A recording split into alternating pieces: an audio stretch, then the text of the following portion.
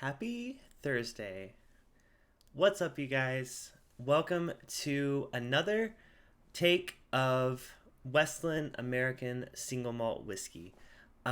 Those of you that are here may know, but a couple of months ago, I tried to review this whiskey, had technical issues, and ended up not being live for the first 30 minutes of the review.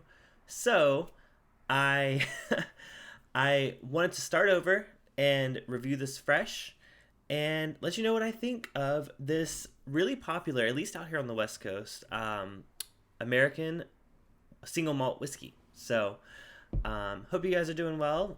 Brandon, thank you for stopping in. I know you said you can't be here the whole time, so totally cool. Check out the replay.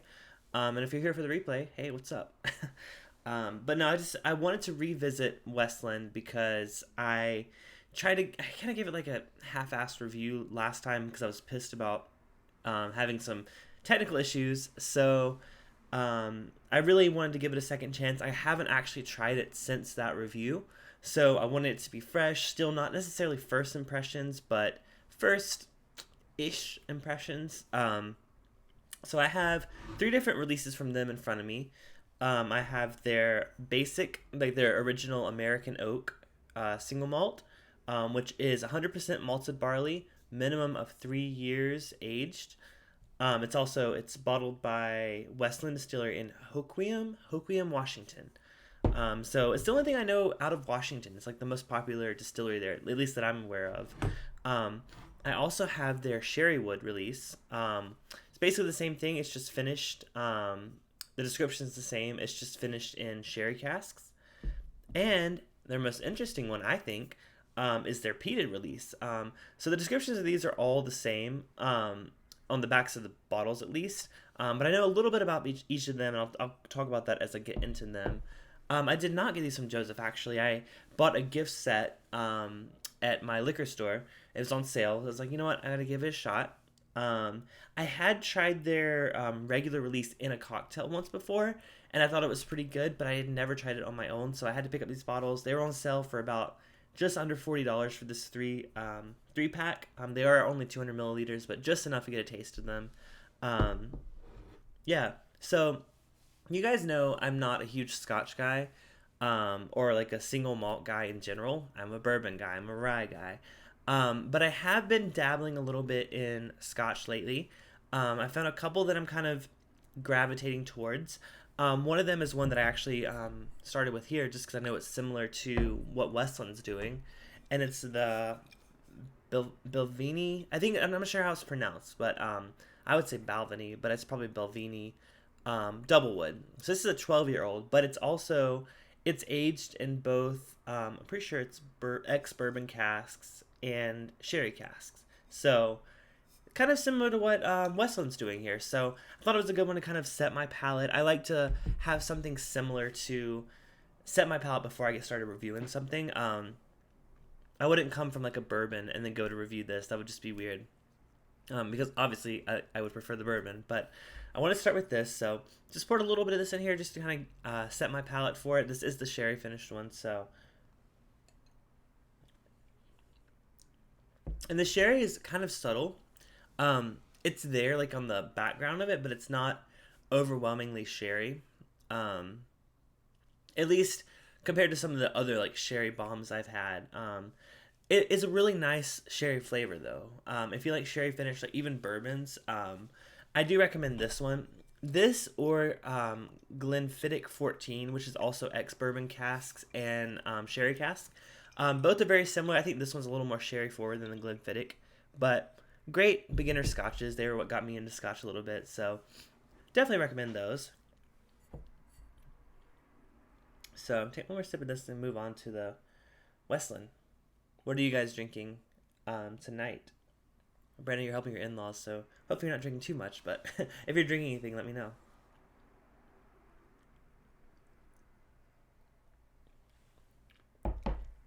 So I'll set that over there. That'll be kind of like my dump glass. Yeah, it's good. It's very honey. I get a lot more honey on this than I get on a lot of scotches. I love that honey note on scotch. It's something that I usually get with like the rarer, more expensive scotches. But I've noticed that these, I guess this would be what a Highland. That's how little I know about scotch. These like These, pretty sure it's Highland. I don't know. I'm not gonna say that because I don't want to like be judged by the Scotch drinkers. I'm learning, okay. Um, oh, you gotta drive. Uh, yeah, definitely not a good night to drink, but some more wild turkey tomorrow. That sounds good. Yeah. Tomorrow I probably won't be drinking much, but then Saturday I'm gonna go to our county fair. So I always like pack like a flask like to bring with me, just because I don't want to pay like $12 for a beer. So Kentucky Spirit, awesome. I've only had Kentucky Spirit once, and it was pretty good. It wasn't my absolute favorite from them, but yeah. So someone else was just talking about another whiskey I picked up. So let's go ahead and pour the American Oak Westland, like Westland's American Oak. I read it. I read it as it was printed on the bottle. This is their standard release, their first release that they ever had. Yeah, so let's go ahead and try it. It's a really nice color. By the way, it's really cool that they say that they're. Ooh, let me focus. Come on. Okay, there we go.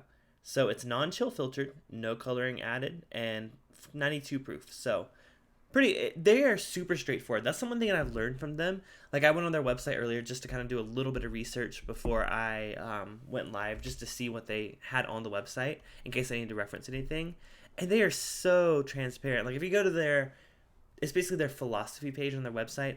They literally give you every detail you could ever imagine, like more than I've ever seen from any distillery. They talk about their water source, their malt types, where they store their malt, a silo, 50-pound sacks, their mill type, their mash size, strike water temperature. Like it's so ridiculous. They're so transparent, and I think that's so awesome. And I love when brands are like that because that's something that we don't get a lot in whiskey, to be honest. Like there's not much transparency. A lot of brands try to hide behind like, oh, my great grandfather had this recipe, but then they source it from MGP. So it's like, did he? So that's kind of one thing I do really, really appreciate, that they're super transparent with their mash and their details, and I just think that's really cool. So what's up, Richie? Thank you so much for stopping in again. Good to see you. So yeah, on the nose, this is very different than the Scotch. Let me go back to the Scotch. So the Scotch is like sherry on the nose. This though, I mean, obviously this isn't the sherry one, but it's fruity though. That's the weird thing. It's very fruity, and there's like no like sherry or like port influence on it at all. So that's pretty cool. I was gonna go to their notes that they have on their website just so I can reference it each one as I'm drinking them. So this is at least 3 years old. The good thing is they do note a lot of fruit notes on their tasting notes, their flavor profile, so I'm not too wrong. If you're curious, their yeast strain for this is Belgian brewer's yeast. I'm not sure what that means to anyone, but it has some importance. Yeah, so the nose is super fruity, and you do get a good bit of like a banana, like I want to say like a cooked banana, like a banana dessert, either like a I guess bananas Foster, but like I'm thinking more like a bread pudding kind of thing, but like with banana bread. I guess that's a better description. So Rishi says he's had both the American single malt and the sherry wood, and both are empty. That should tell you how much I like them. Oh, that's great to hear. I had tried these once before, but it's been several months since I've tried them, so I wanted to revisit them and kind of let you know what I think of it. So Steven, yes, I did this. This was that time a couple months ago where I thought I was live for like 40 minutes and ended up not being live. So I tried to quickly review them again, but I was drunk and angry and frustrated. So I haven't drank them since that night. So I wanted to give it a fair review. That's really my point. I didn't want to give it that like really drunken, angry review. I wanted to give it another fair shot. So I haven't had it since. So it's kind of like second impressions of it. So that's why I'm revisiting it. So sorry if you've already seen this, but I thought honestly I've tried a lot more Scotches since I did that review, so maybe my palate and like my appreciation for a lot of the flavors has changed a bit. So at least that's what I'm thinking. So let's go ahead and taste it though. The nose is great. The nose is so great. It's like a banana oatmeal. I always say banana. I don't always say banana oatmeal, but it's like, have you ever had one of those like Quakers like instant oatmeal that's like banana flavored? That's what the nose is to me, but it's really good.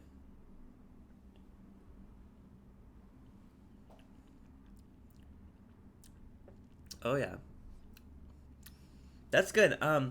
It's definitely different on the palate than the Belvani, whatever. It's that banana is really strong. I don't even remember getting banana the first time I tried this, to be perfectly honest. But I'm referencing their notes real quick, and they talk about Swiss chocolate, almond, and bananas. And I think chocolate was the second thing that stood out to me. It's like, you hate that flavor of oatmeal so artificial. It kind of is, but I think maybe that's kind of, I'm getting a lot of that chocolatiness that's kind of influencing that oatmeal flavor. Um, yeah, it's like a dark chocolate banana. Like the finish is like straight up like I just ate a dessert. Um, that's so weird. I don't remember getting that the first time I tried it. I haven't ever gotten this note on a whiskey. Like I get banana note a lot, especially like Old Forester or like even like I mean Jack Daniels and George Dickel. I get banana, but this is different. This is like a baked, cooked banana.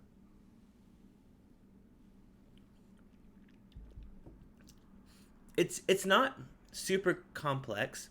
Banana split. Yeah, I mean, yeah, that's a good point. But it's more of like a it's like a banana split if your banana was like mushy and like need to throw it out, but like you'll make a banana split out of it. It's like a I like to say a cooked banana, but it could be like a really ripe banana. Um, but that's actually, I mean, Richie, you said you finished this. Do you get that same note when you have it? Or am I just crazy? Because like I'm still kind of new to this whole like single malt world, so it's a little different for me. But I really do appreciate that. And there's like a ton of oak on the finish. It's like a yeah, it's yeah, Steve. It's like a Bananas Foster. It's like, but not. I hear that note tossed around a lot. That's like one of the common notes I always hear with like whiskey.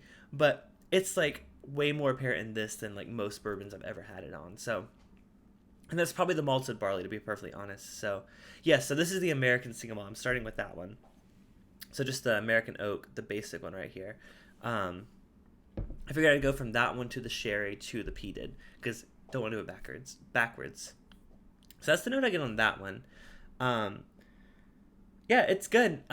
It's kind of one notey though. Like once I'm trying to find something beyond that, and I'm not getting it. It could just be my own inexperience with single malts, but it's a good note, and it's not off-putting. Like a lot of scotches when I first got into them had such an off-putting like y'all are gonna hate me, but I always call it like a bile note. I got like a vomity note on a lot of scotches. This doesn't have that. I'm not gonna name the scotches that I got that on because like I don't want to like going back to it. I may not think that, but like based on first impressions, there were a couple scotches that gave me that note. Didn't like it. Um, yeah, this is good. So I'm gonna move on to the sherry cask. Like, hold on. Richie says I drained mine about 8 months ago, so honestly can't remember other than I really liked it. You haven't bought another one. Says I liked it but didn't love it. Totally understandable. I'm like that with a lot of things. Like there's some things that like I'm like I must have another bottle of this. Like as some of the other people know in the chat, whenever I see an Elijah Craig barrel proof bourbon, I have like 4 backup bottles right now, just because that is one thing that I bought and I like absolutely fell in love with. And every time I see it for a decent price, I stock up on it because I'm like, I'm never gonna get tired of this. I'm always gonna want to drink this. So I understand that. And there's some things that I've had that are good. Probably wouldn't buy again, or if I buy it again, it's gonna like I'm gonna try a lot of other things first. So I totally understand. Steven needs to dip back into Scotch. Haven't gotten to it forever. Honestly, the only time I really get inspired to get into Scotch is like I go to this local whiskey meetup here in Southern California, and a lot of people there are Scotch drinkers. So they bring a lot of really good Scotches. They don't bring like the shitty stuff. They bring the good stuff. So that's the only time that I really get into Scotch, and they kind of inspire me to um, get into Scotch. So I'm still a bourbon guy, you guys know. But Steven says I'm buying another backup tomorrow. You can't not. I mean, I can't think of. I mean, there's very few other bourbons that are that good, or whiskeys in general. Personally, um, fear of running out. That's true, man. Like, and I know, like, I have more than enough Elijah Craig barrel proof, but like, it's just like it's so good, and like it's hard to come by. So, I get it when I can. So, Richie says, have you tried the Four Roses Small Batch Select? I've drank 2 and need another one. As an example, bottle I'm in love with. Yes. Honestly, I'm not a huge Four Roses guy. I've said this before. I there's single barrels I've had, some that are okay, and I've tried some of the cast strength single barrels that are good. I'm just in general not in love with their flavor profile, but I've tried their small batch select twice. Both times, first time I was like, wow, this is really good, but maybe I'm just drunk and like I'm like not thinking clearly. So I tried it again and I was like, whoa, no. This is the best Four Roses product that I've tried. And I know people are going to criticize me for that because there's some like high end stuff out there, but the small batch select is a great product. And fortunately, I have a friend picking up a bottle for me, hopefully, for this like next meetup I'm going to. So hopefully I'll have a bottle of my own very soon. So Brandon, see you guys. Brandon, see you later. Sorry, I just saw your message. Yeah, thanks for stopping in. If you want to watch the replay to hear these other ones, check it out. It'll be up shortly after this. So yeah, so let's move on to the sherry cask, shall we? What are you guys drinking? I asked Brandon earlier, but he wasn't drinking because he's about to drive. So what are you guys drinking tonight? I'm curious. Ooh, I almost like dropped the cork and spilled it everywhere. So this is the sherry wood. I'm gonna pull up info about that too before I start drinking it. Let me rinse my glass though. Not that I really need to because it's like the same. It's the same stuff. They just finished it.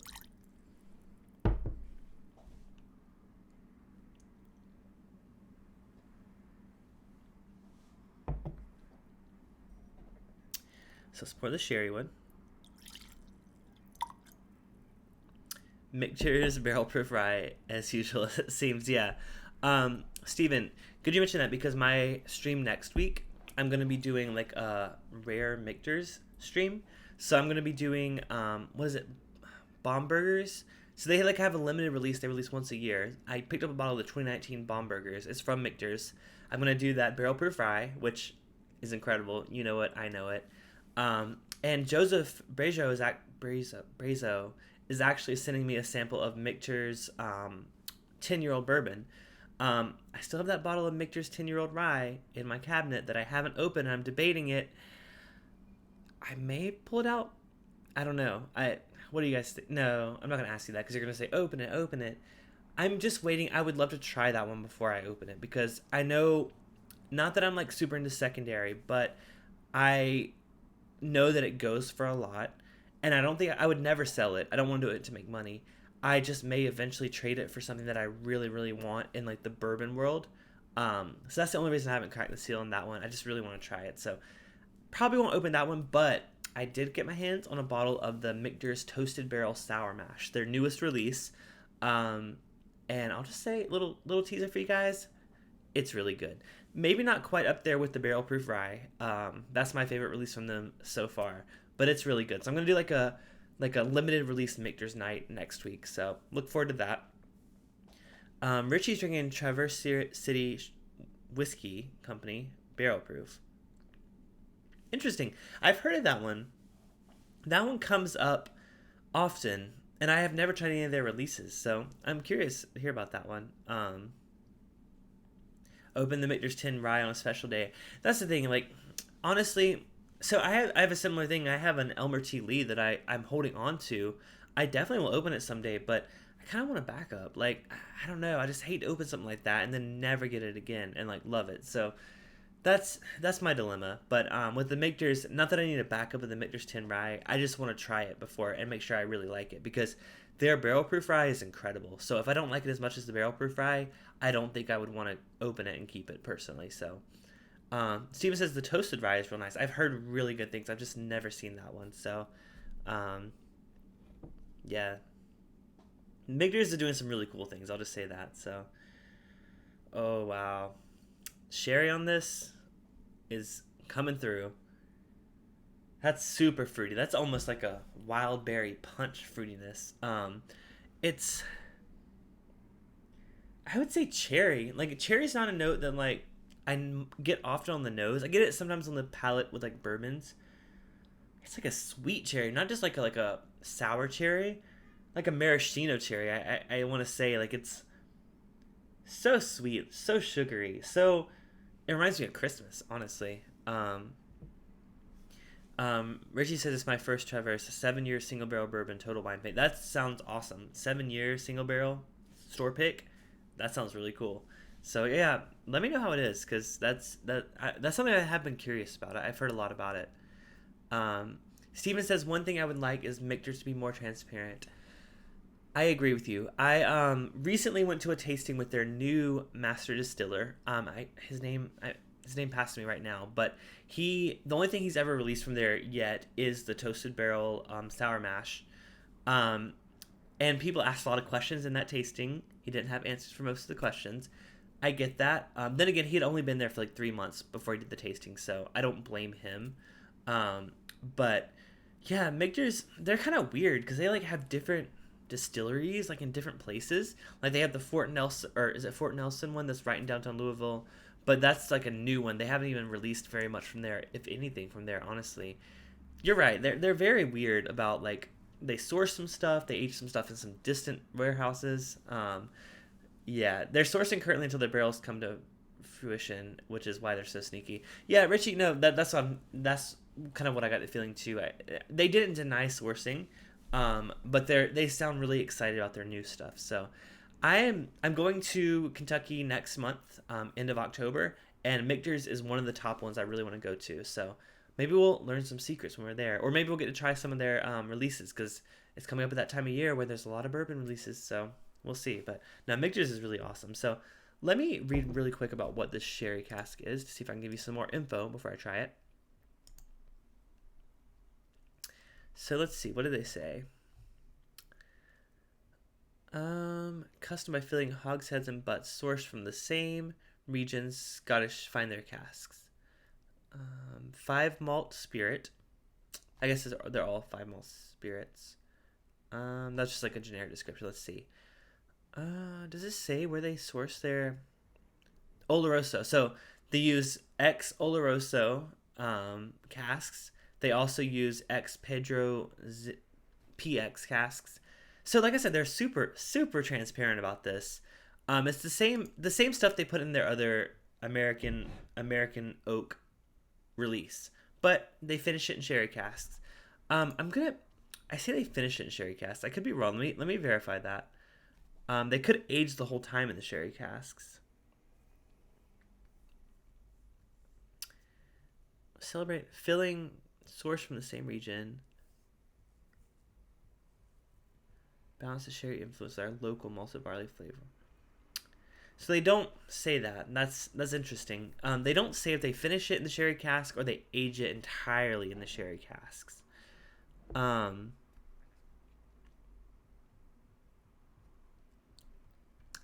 I know they definitely don't age it. Ooh, hold on. I'm still live. I accidentally closed out my screen that I was like, I was like watching you guys reading your chats. Give me 1 second. Sorry about that.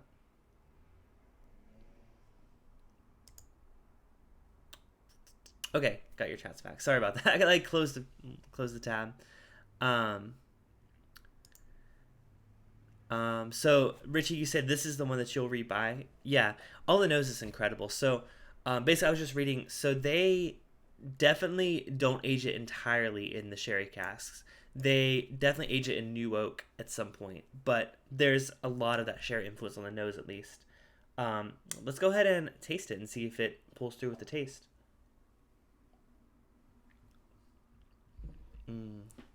That sherry. I love sherry. There's a lot of people out there that don't like sherry.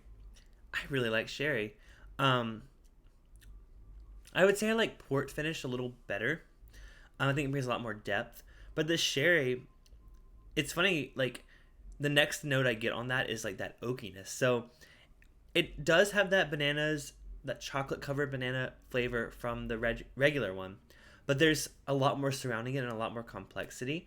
And this, in my opinion, it's better. I mean, I don't know the price point. Richie, you may know. Is this a lot more than the American oak? Because if it's not, this basically takes the good stuff that's in that one and adds an extra layer of fruitiness and deliciously predictable. I love that. Yeah. Yeah, I mean, you know when something's sherry finished, but I really do enjoy what it adds to whiskey. It's it doesn't change the flavor of the whiskey. I still get that same common note throughout, but it enhances it in a way. At least at least on some of the like single malts that I've tried. So Steven says Clifton tried Glendronach 12 for your next Scotch purchase, Sherry Bomb. I'll have to. I may have actually tried that one. I forget when I go to these like local whiskey tastings. I forget which ones I've tried. Um, but that's yeah. I love like really heavy sherry influence on Scotch. I know this isn't Scotch, but single malts as well as bourbon. Honestly, I love sherry finished bourbons.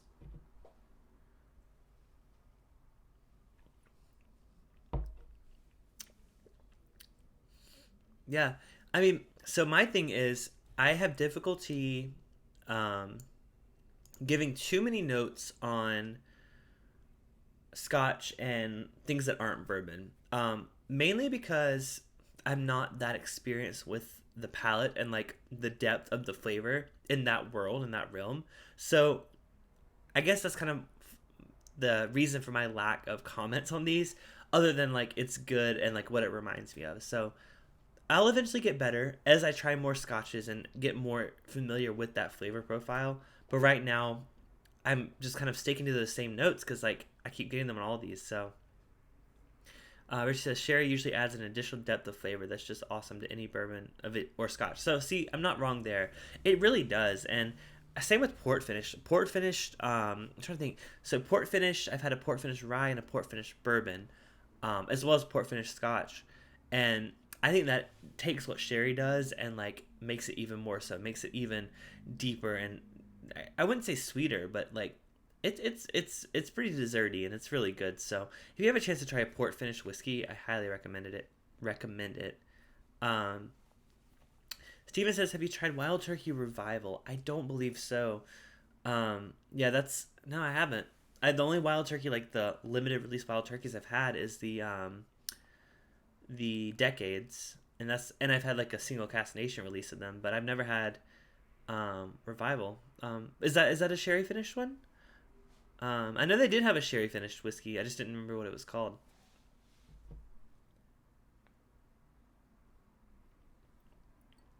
Should get Eric to send it to me. I should.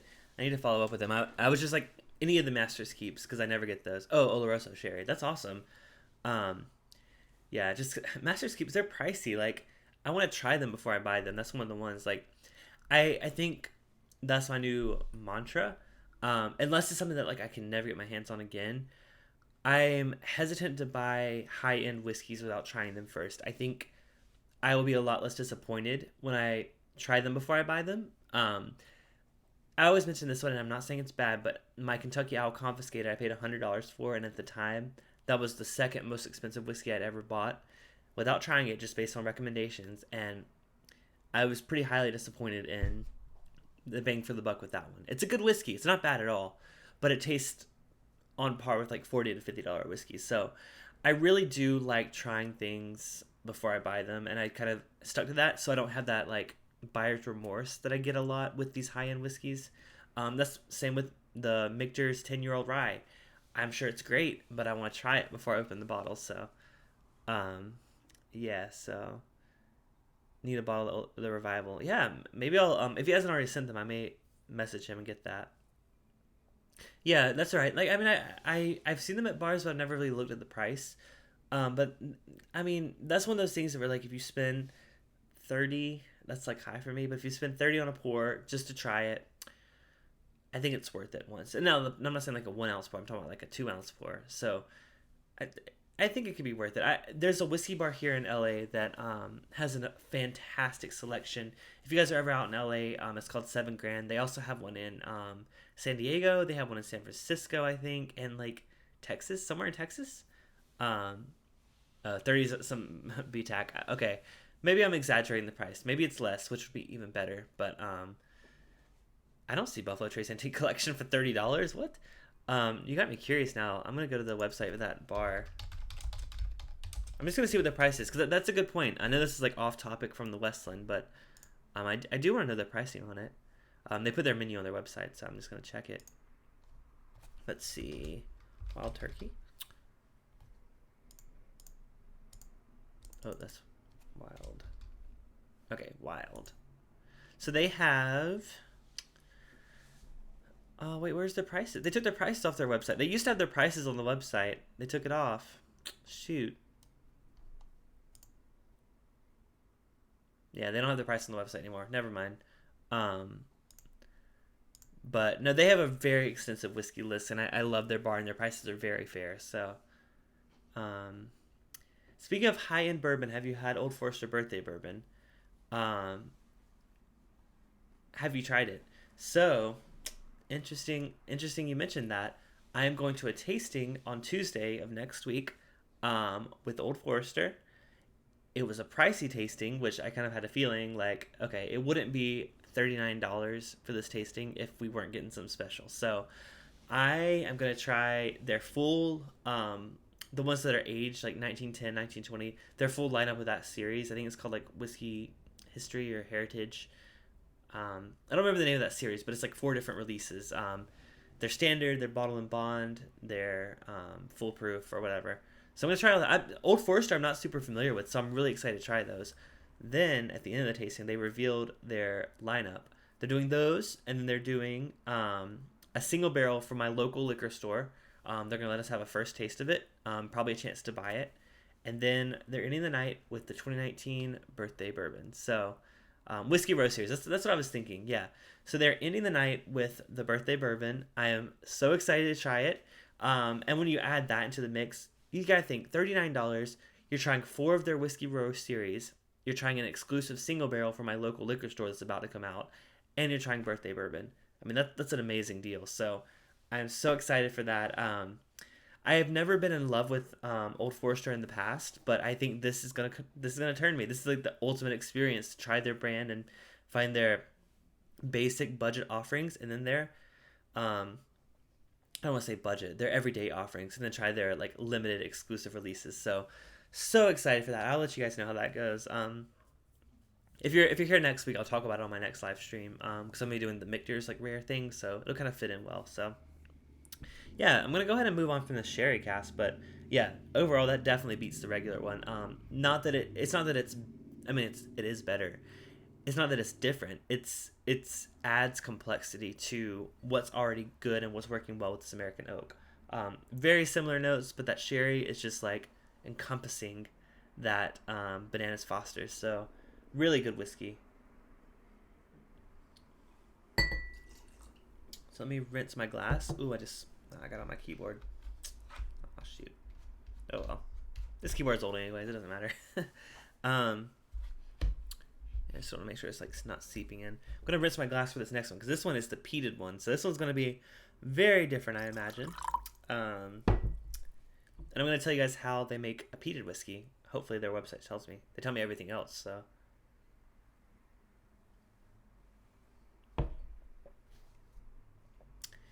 Can you guys still? Sorry, my like video glitched over here. You guys can still see me and like hear me okay? If so, let me know. Let's move on to their peated whiskey. Or maybe everyone just quit because they're like, ugh, peated whiskey, I'm done. So this was different. Okay, you guys, okay, Steven, thank you. Sorry, my video glitched over here and it said 0 viewers, so I'm like, oh wait, did I like not go live? So this is their peated release. It's gonna be different. Still the 100%. So this says it's 100% peated malt. So that's what makes it different. So I'm just going to read the info here. It's also at least 3 years old, 46% ABV, same with all of them. So they're not changing up like their proof and age and things like that. They're just changing up what they do. So they're mixing their peated malt with their other malts they had before. Finished in new oak and ex-bourbon casks, first fill. This one's won a lot of awards. It won double gold at the New York International Spirits Competition last year. Double gold at the SIP Best of Northwest 2017. I love that the notes of the palate here are campfire, iodine, roasted pistachios, and green herbs. We'll see. The notes, the nose, it says it has a lot of like nuts and smoldering moss with flamed orange peel and roasted plantains. Roasted plantains is interesting because I get a lot of that. I get a lot of the banana on the the regular releases. So I'm wondering if it like I said cooked banana. Honestly, that's probably a pretty similar to the plantain note. So let's try the peated one and see how it is.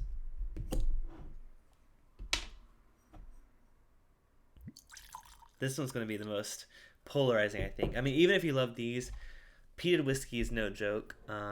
Fortunately, like I said, compared to the last time I tried these, I've gotten into peated whiskey a bit more. I got into Ardbeg Ugadal, which is like it's like a sherry finished Ardbeg peated whiskey. So this one isn't sherry finished, so it's not combining those two things. But I do have that peated malt in there, so I'm curious to see if I like it. On the nose, I don't get the peat at all. I'm almost like, wait, did I pour the wrong one? No, I poured the right one. There's a little bit of peat on the nose, but like coming from someone that like has had Ardbeg before, it's not that strong. Which I mean, honestly, I don't think you would buy that if you're like a lover of like super peaty Scotch. I don't think you'd pick a peated American whiskey. I think you would know better. You would know like if you're like a peat head, I guess they call themselves. You would know to go for like the Lafroigs and the Ardbegs. So let's go ahead and try it though. I'm curious. On the nose, it is different than the other two. Still fruity, but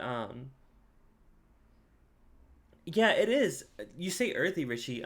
You just said that. I was gonna say the nose I got was very earthy. It's not like there is some peat there. Don't get me wrong. I'm not saying it's not peated, but it's almost like a like a earthy, rich soil, like a dirt. I don't want to say dirt note, but in a good way, in the best way, a dirty, not dirty. I'll say a soil note, but it's not off-putting at all. There's a lot of that fruitiness still there, still that bananas Foster. Of course, they say plantain now, so we'll see. But yeah, so their nose is nut, smoldering moss, and flamed orange peel. I get that orange. There's definitely some orange, really light fruitiness there too.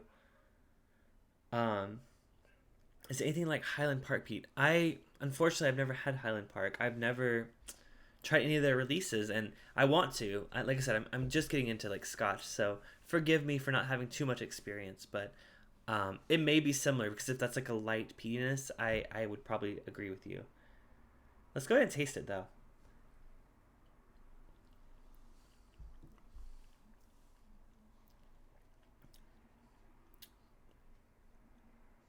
I like that. So that's really good. The first note is the peat. So sometimes with some scotches, the peatiness comes after the other aspects of it, like the caramel, the really good honeyness of it. This one, the peat hits you up front. It's not harsh at all. It's not like a bomb of peat. It's there, but it's like a sweet peat, like a very sweet, fruity peat. And then once that initial wave of that passes, you get the same familiar flavor you get on the American oak and the sherry. You get that bananas Foster, cooked banana sounds weird. I'll just say bananas Foster from now on, but you guys know what I'm talking about when I say that. So I'm in for an amazing Scotch journey. I really am, and like I don't think I would ever say I prefer Scotch over bourbon, although some people do get converted. I just really love bourbon. I think Scotch at first I was so against it, and I was like, ugh, Scotch. But like, I really started to get in on that journey, and there's so much out there. So I'm gonna learn a lot for sure. Yeah. So this one, it. So okay, Richie, this is for you. So you know how the sherry wood enhanced the American oak? Like it didn't change the flavor; it just added more to the flavor. The peat does the exact same thing. It doesn't overwhelm you with the peatiness, just like this didn't overwhelm you with the sherryness. But it wraps that flavor that comes through with their basic release, and it wraps it with an interesting top layer with the peatiness. So yeah, totally recommend that. I mean, especially, I mean, even if you're someone that's not super into peated whiskeys, it's so light and so easy that I think this would be a really good introductory peaty whiskey. I'm sure there's other scotches out there that fit that same, you know, flavor profile, but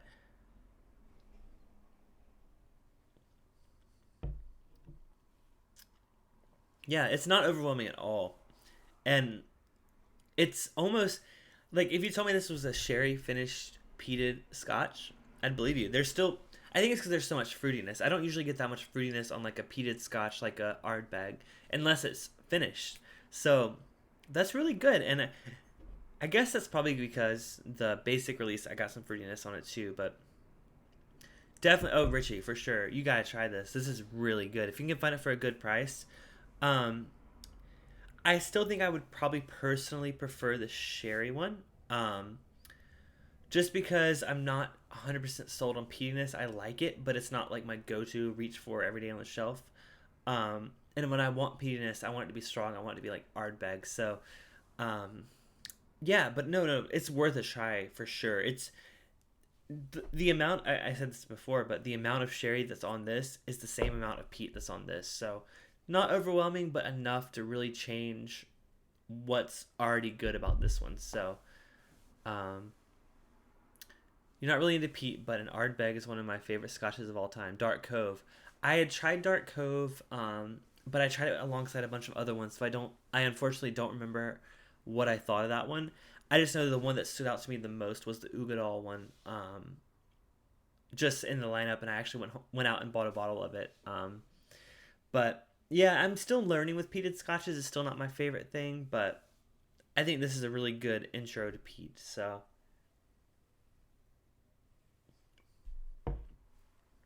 yeah, it's good. I mean, even if you're not like a big peated person, that's like a really flavorful whiskey, and I recommend it for sure. Now, let me check the price point on these real quick. I just want to make sure I'm not recommending something to you guys and it's like $100. I don't think it is. I'm just gonna verify that for you guys. Of course, I'm checking like the store that has it the cheapest, but let's find out.